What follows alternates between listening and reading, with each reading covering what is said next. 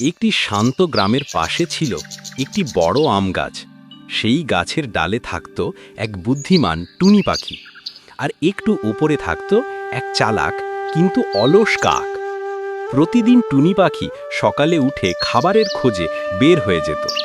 সে ধীরে ধীরে বীজ, আমের টুকরো, ছোট ফল এসব জোগাড় করে নিজের বাসায় জমিয়ে রাখত।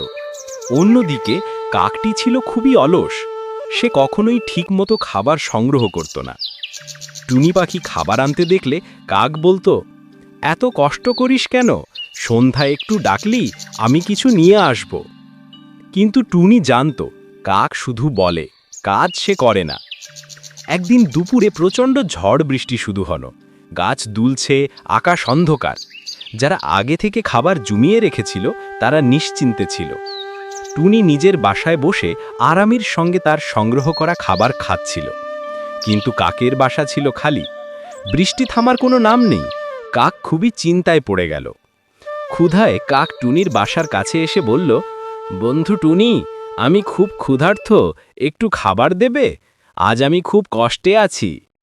টুনি দয়ালু মন নিয়ে হাসি মুখে বলল, নিশ্চয়ই, এসো। তবে মনে রাখো, কাজ করলে ফল মেলে, আর অলসতা একদিন বিপদে ফেলে। কাক মাথা নিচু করে বলল, হ্যাঁ বন্ধু, আজ আমি শিক্ষা পেলাম। আগামী থেকে